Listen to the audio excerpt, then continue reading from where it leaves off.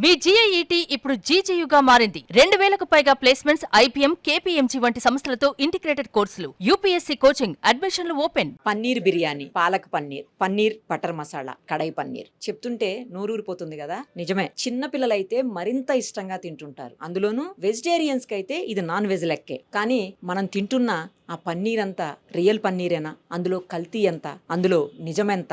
ఆ తింటున్న దాంట్లో రసాయనాలు ఎన్ని? అది పన్నీర్ ముక్కనా లేకపోతే రసాయనాల ముక్కనా? మన హెల్త్ ఏమైపోతుంది అది తింటే? ఇవన్నీ వింటుంటే భయమేస్తుంది కదా. ఎస్, 2 days బ్యాక్ దాదాపు 825 కేజీల కల్తీ పన్నీర్ ని పట్టుకున్నారు అధికారులు. ఇదంతా రకరకాల ప్లేసెస్ లో తయారయ్యి హోటల్స్ కి, రెస్టారెంట్లకి, అలాగే ఫుడ్ సెంటర్స్ ఉంటాయి కదా రోడ్ సైడ్, అక్కడ అన్నిటికీ వెళ్తుంది అనమాట. సో ఒక్కసారి ఇదే విషయం మీద మనతో మాట్లాడేందుకు జిహెచ్ఎంసీ నుంచి ఫుడ్ సేఫ్టీ ఆఫీసర్ దైవనిధి గారు ఉన్నారు. మాట్లాడతాం. నమస్తే అండి. ఈ పన్నీర్ని ఇంత దారుణంగా కల్తీ చేసి అమ్ముతుంటే ప్రజల ప్రాణాలతో చెలగాటం ఆడినట్లే కదండి. అవును మేడం, అవును.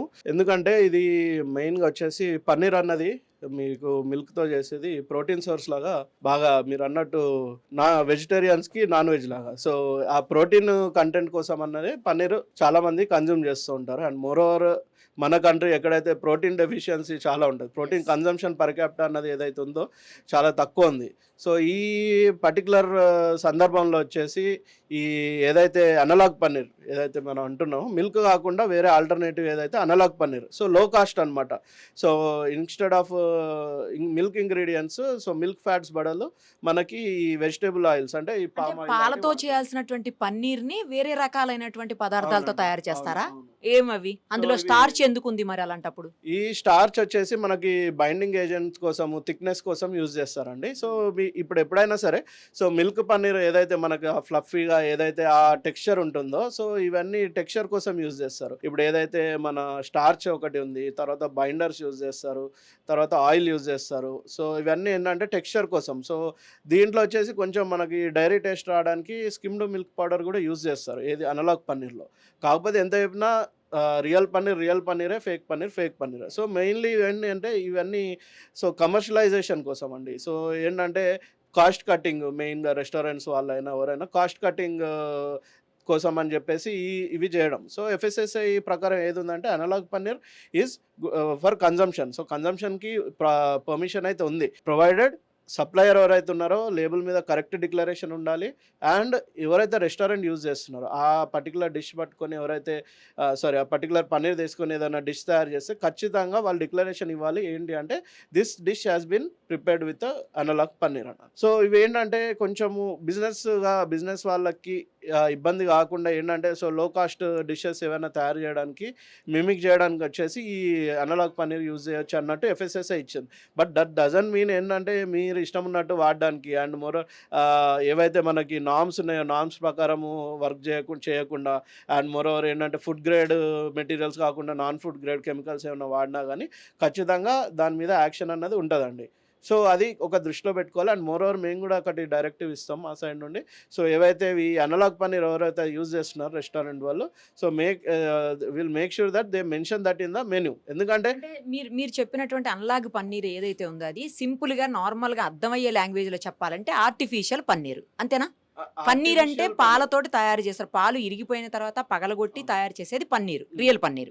ఇప్పుడు మీరు చెప్తున్నది వేరే రకాలైనటువంటి వాటితో స్టార్చ్ యూజ్ చేస్తారంటున్నారు, ఆయిల్ వెజిటబుల్ ఆయిల్ అంటున్నారు, ఇట్లా రకరకాల వాటితో తయారు చేస్తారు. సో ఇదైతే ఆర్టిఫిషియల్ పన్నీర్ అని చెప్పొచ్చా సింపుల్ గా? ఆర్టిఫిషియల్ పన్నీర్ అని కాదు మేడం, యాక్చువల్ దీనికి ఒక నామెన్క్లేచర్ ఉంది, అనలాగ్ పన్నీర్ అని చెప్పేసి. Analogue paneer nothing but artificial paneer. Artificial అంటే లేని దాన్ని ఉన్నట్టు సృష్టించడం అన్నట్టు అనమాట, అంతే. సో ఇది ఉన్నదని కూడా చాలా మంది ఇంకా ఐడియా కూడా ఉండదు. సో ఇది ఖచ్చితంగా సో ఇటువంటి ఏంటంటే, సో మోస్ట్లీ మ్యానుఫ్యాక్చరింగ్ యూనిట్స్ ఈ పర్టికులర్ దానికి ఏంటంటే ఖచ్చితంగా మన దగ్గర ఇంకా నార్త్ ఇండియాలో ఇంకా ఎక్కువ ఈ ఇష్యూ ఉంటుంది, ఎందుకంటే అక్కడ పన్నీర్ బాగా ప్రిఫర్ చేస్తారు కాబట్టి. సో అక్కడ కూడా సేమ్ ఇంతకుముందు ఎఫ్ఎస్ఎస్ఐ వాళ్ళతో కూడా ఈ విషయంలో డిస్కషన్ చేసాం. సో ఆ టైంలోనే డైరెక్టివ్ ఏదైతే వచ్చిందంటే ఈ ఖచ్చితంగా పన్నీర్ ఏదైతే ఇట్లాంటి అనలాగ్ పన్నీర్ యూజ్ చేస్తున్నారో సో ఖచ్చితంగా వాళ్ళు మెన్షన్ చేయాలని చెప్పేసి.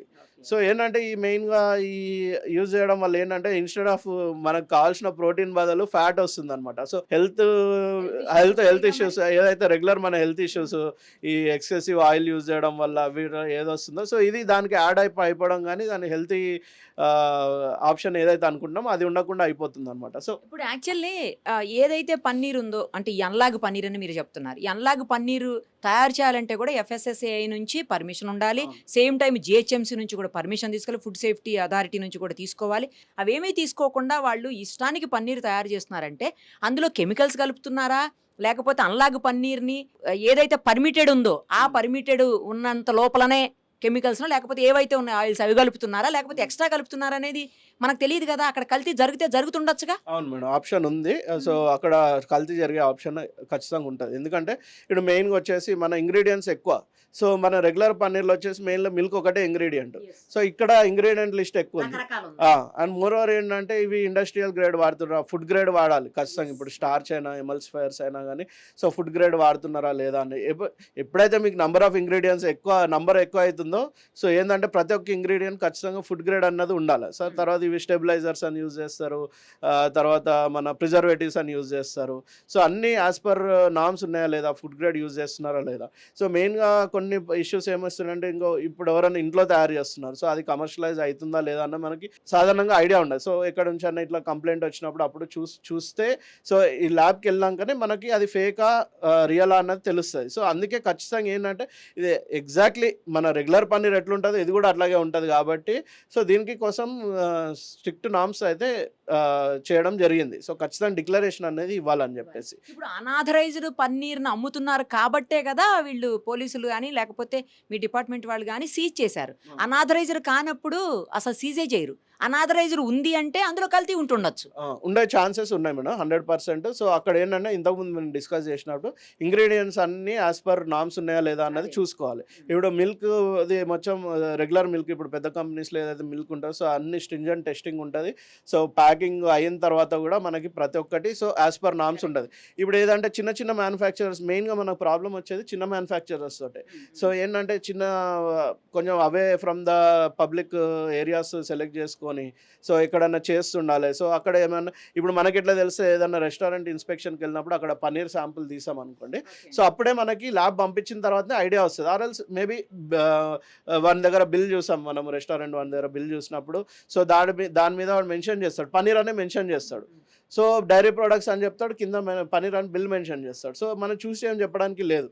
సో ఎప్పుడైనా కానీ సో ల్యాబ్కి వెళ్ళినప్పుడే మనకి ఐడియా వస్తుంది అనమాట ఖచ్చితంగా ఇది అనలాగ్ పన్నీరా కాదా అన్నది. సో వాడు అనలాగ్ పన్నీర్ని ఒరిజినల్ పన్నీర్ అని డిక్లేర్ చేసినా కానీ అక్కడ తెలిసిపోతుంది. సో దాని బేసిస్ మీద మేము సబ్స్టాండర్డ్ అని ఉంటుంది, తర్వాత చీటింగ్ టైప్ ఆఫ్ ఏంటంటే రాంగ్ ట్రేడ్ ప్రాక్టీస్ అని చెప్పేసి సో కేసెస్ వేయడం జరుగుతుంది మేడం. ఇప్పుడు ఇలాంటి ఏదైతే కల్తీ పన్నీర్ ఉందో ఇవి తినడం వల్ల గ్యాస్ట్రైటిస్ ప్రాబ్లం కావచ్చు, లేకపోతే హార్ట్ ప్రాబ్లమ్స్ కావచ్చు, లేదు అంటే క్యాన్సర్ లాంటి ప్రాణాంతక వ్యాధులు కావచ్చు, అలాంటి వాటి బారిన పడే అవకాశం లేదంటారా ప్రజలు? మేడం మెయిన్గా వచ్చేసి ఈ క్యాన్సర్ అన్నది వచ్చేసి చాలా మందికి ఏంటంటే దానికి రీజన్ తెలియదు. సో క్యాన్సర్ అన్నది ఈ రోజు రేపు ట్రిగ్గర్ అయ్యేది కాదు. సో మనం చిన్నప్పటి నుంచి రకరకాల మీరు అన్నారు చాలా వరకు ఏంటంటే ఎయిర్ వల్ల, ఫుడ్ వల్ల, వాటర్ వల్ల సో మల్టిపుల్ ఒకప్పుడు సో చాలా రీజన్స్ ఉన్నాయన్నమాట. సో ఇవేంటంటే మెయిన్గా మనకి స్టడీస్లో ఎట్లున్నాయంటే ఒక 100 years బ్యాక్ ఇన్ని కెమికల్స్ లేవు ఫుడ్ దాంట్లో.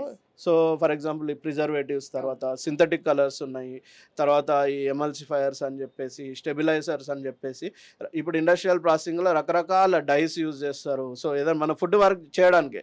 సో ఈ గడిచిన 100 ఏళ్ళలో ఏంటంటే అసలు హ్యూమన్ బాడీకి తెలియని కొత్త కెమికల్స్ మనము తింటున్నాం, కన్జ్యూమ్ చేస్తున్నాం. సో ఏంటంటే ఏది ఎట్లా ట్రిగ్గర్ అవుతుంది, అది ఏంటంటే సెల్యులర్ లెవెల్లో ఏది ఎట్లా ట్రిగ్గర్ అవుతుంది. సో కొన్ని ఏమో ఫర్ ఎగ్జాంపుల్ ఏదైనా సింథటిక్ కలర్ మనం కన్జ్యూమ్ చేసాం, అది కంప్లీట్గా బాడీల నుంచి వెళ్ళిపోతుందా లేదా అన్నది కూడా చూసుకోవాలి. అంటే కంప్లీట్గా ఎక్స్క్రీషన్లో వెళ్ళిపోతుందా లేదా. సో ఆ రెసిడ్యూస్ ఎప్పుడైనా బాడీలో ఉన్నప్పుడు సో ఎప్పుడైనా ట్రిగ్గర్ కావచ్చు. అండ్ మోర్ ఓవర్ మన దగ్గర వచ్చేసి మెయిన్గా డయాబెటిక్ ఇష్యూ, మన కంట్రీలో diabetic issue. So mostly because of carbohydrate content food ఎక్కువ ప్రిఫర్ చేస్తాం మనం. సో మన carbohydrate content food without any physical activity. So మెయిన్గా ఇప్పుడు ఏంటంటే చాలా మటుకు మన సెడెంటరీ జాబ్స్ అయిపోయేసరికి మన ఎక్స్ట్రా కార్బోహైడ్రేట్స్ మొత్తం ఫ్యాట్ లా కన్వర్ట్ అయిపోయి బాడీలో ఉండిపోతున్నాయి అనమాట.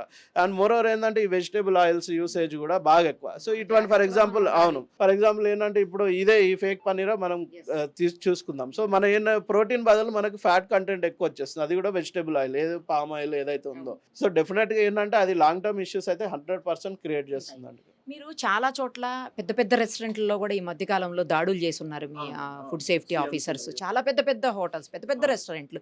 అసలు ఇక్కడ ఏది కల్తీ జరగదు అని అనుకున్న చోట్ల కూడా తర్వాత ఇక్కడ అంతా చాలా బాగుంటుంది, లేకపోతే హైజీనిక్గా ఉంటుంది అనుకున్న చోట్ల కూడా చాలా దారుణమైనటువంటి అన్హైజీనిక్ కండిషన్స్ మీరు కిచెన్లో చూస్తున్నారు. ఫ్రిడ్జ్ల్లో లేనిపోయినవి అన్ని నిల్వ చేస్తున్నారు, 2-3 రోజులు బట్టి నిల్వ చేసే ఈ నెలల తరబడి నిల్వ చేస్తున్నారు. అందులో చాలా రకాలైనటువంటి వెజిటబుల్స్ ఉన్నాయి నిల్వ చేసే వాటిల్లో. కుళ్ళిపోయిన, పాడైపోయిన, పుచ్చిపోయినవి, తర్వాత పేస్ట్ కూడా జింజర్ గార్లిక్ పేస్ట్, ఇలా రకరకాలు, తర్వాత చికెన్, మటన్ అన్నీ కూడా నిల్వ చేస్తున్నారు. ఫిష్ అయితే మొన్న కొన్ని 100 కేజీలు పాడైపోయినటువంటి ఫిష్ని పెట్టుంచారు ఒక పెద్ద రెస్టారెంట్ వాళ్ళు. సో ఇలా చేస్తే అసలు బయటికి వెళ్ళి తినాలంటే భయపడిపోయే పరిస్థితి ఉంది. మీరు ర్యాండమ్గా కొంచెం చెకింగ్స్, ఇన్స్పెక్షన్స్ ఎక్కువ చేస్తే బాగుంటుందేమో. డెఫినెట్‌గా మేడం. అది అవుతానే ఉన్నాయి ఏవైతే ఇన్స్‌పెక్షన్స్ అవి. సో, ఇప్పుడు ఏంటంటే మెయిన్‌గా మీరు కమర్షియల్ స్కేల్‌లో చూసినప్పుడు ఫర్ ఎగ్జాంపుల్ ఇప్పుడు మన ఇంట్లో చేసుకున్నాం. ఈరోజు కిలో మటనో, చికెనో తెచ్చుకుంటాము. ఈరోజు వండేసుకుంటాము. ఏమన్నా అయిపోతది మోస్ట్‌లీ. సో, ఈ కమర్షియల్ స్కేల్‌లో ఏమవుతుందంటే ఫర్ ఎగ్జాంపుల్ ఇప్పుడు ఫ్రోజన్ ఫిష్ అన్నారు. ఫ్రోజన్ ఫిష్ అన్నది 1 ఇయర్ 18 మంత్స్ దాకా దానికి షెల్ఫ్ లైఫ్ ఉంటది. ప్రొవైడెడ్ ఎప్పుడు -40లో -18లో అట్లా ఆ టెంపరేచర్స్‌లో పెట్టినప్పుడు, మెయింటైన్ చేసినప్పుడు. సో, అక్కడ ఏం చేస్తారంటే ఇప్పుడు మోరోవర్ ఇప్పుడు ఫర్ ఎగ్జాంపుల్ మనం ఒక ఏదైనా రెస్టారెంట్‌లో ఇప్పుడు వీకెండ్ అనుకోండి 10 ఆర్డర్ వచ్చేస్తది సడన్‌గా. చికెన్ 65 10 ఆర్డర్ వస్తది. సో, ఏందంటే దానికి ఖచ్చితంగా వాళ్ళు బాయిల్ చేసుకొని పెట్టుకోవాల్సి వస్తది ముందు. ఇక్కడ నార్మ్స్ ఏంటంటే మీరు ఖచ్చితంగా బాయిల్ చేసినప్పుడు ఆ ఫుడ్ ఏదైతే ఉందో సో రైట్ ఫ్రమ్ సప్లై నుంచి మీరు ఎక్కడ దాన్ని క్లీన్ చేయడము, దాన్ని మ్యారినేట్ చేసినప్పుడు ఖచ్చితంగా దాని మీద ఒక డేట్ మెన్షన్ చేయాలన్నమాట.